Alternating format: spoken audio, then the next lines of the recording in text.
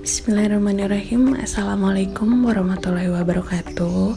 Selamat pagi, selamat siang, dan selamat malam teman-teman semua. Perkenalkan, kami peserta Latsar CPNS dari PPSDM Regional Bandung. Kali ini akan menjelaskan analisis isu global pandemi COVID-19. Adapun kelompok kami terdiri dari Puri Suciati, Hefi Ulpiah, dan Nurtriana Permana. Kita mulai dari apa itu COVID-19. Seperti yang telah diketahui, COVID-19 adalah penyakit menular yang disebabkan oleh jenis coronavirus yang baru ditemukan. Virus baru dan penyakit yang disebabkannya ini tidak dikenal sebelum mulainya wabah di Wuhan, Tiongkok pada bulan Desember 2019 lalu. COVID-19 ini sekarang menjadi sebuah pandemi yang terjadi di banyak negara di seluruh dunia. Adapun tanda dan gejala COVID-19 di tiap orang berbeda-beda. Ada yang dimulai dari nyeri tenggorokan, demam, batuk, kehilangan indera penciuman, sesak, dan jika sampai parah, ada yang pneumonia. Itu semua berbeda-beda. Adapun ada hanya yang mengalami nyeri badan dan kehilangan indera penciuman, tergantung daya tahan tubuh masing-masing. Cara penularan virus corona yaitu melalui droplet yang keluar dari batuk atau bicara seseorang yang terjangkit virus corona, melalui mata ataupun melalui selaput hidung dan mulut. Maka dari itu, pemerintah selalu menggemakan 3M, memakai masker, mencuci tangan, dan menjaga jarak. Pandemi COVID-19 ini sangat membawa dampak bagi seluruh dunia di berbagai sektor. Tidak hanya merugikan di sektor kesehatan, namun juga merugikan di sektor ekonomi, industri pariwisata, industri manufaktur, menurunnya daya beli masyarakat, meningkatnya angka pengangguran, kemudian kegiatan-kegiatan masyarakat menjadi terhambat. Nah, berikut adalah permasalahan yang terus berkembang selama pandemi COVID-19 ini. Yang pertama, ada berita hoax yang tak ada henti-hentinya. Semakin hari semakin banyak berita hoax tentang virus corona, apalagi sekarang tentang vaksin. Banyak sekali berita hoax tentang vaksin, bahaya vaksin, sehingga membuat masyarakat kadang menjadi takut. Kemudian masih merosotnya nilai ekonomi, masih banyak yang belum memiliki pekerjaan lagi, masih banyak korban PHK, masih banyak toko-toko ditutup. Yang terakhir adalah peningkatan kasus COVID yang terjadi belakangan ini.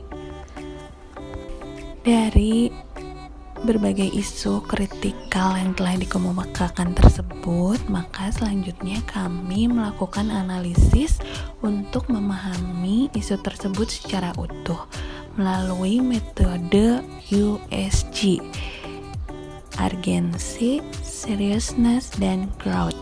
Di metode ini kami memberikan nilai dan mengambil nilai yang terbesar untuk diangkat menjadi masalah terbesar. Pada tabel tersebut dapat dilihat untuk poin masalah terbesar adalah meningkat kembali rate positif COVID di berbagai daerah. Untuk urgensinya kami beri nilai 5, seriousness 5, dan growth 5. Setelah mendapatkan prioritas masalah, maka kami menganalisis isu masalah tersebut dengan menggunakan metode fishbone atau tulang ikan.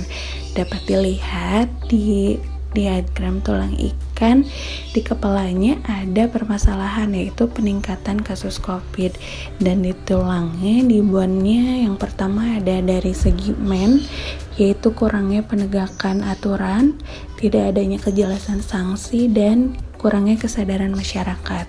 Di material ada terbatasnya anggaran, terbatasnya sarana, dan terbatasnya tenaga kesehatan sendiri. Di methods-nya ada kurang disiplin dalam menerapkan prokes, kemudian tidak serius dalam melaksanakan PSBB atau PPKM. di segi mesin ada dari media informasi, masih banyak yang memberitakan berita hoax, kemudian dari alat tes massal masih kurang di beberapa daerah tertentu.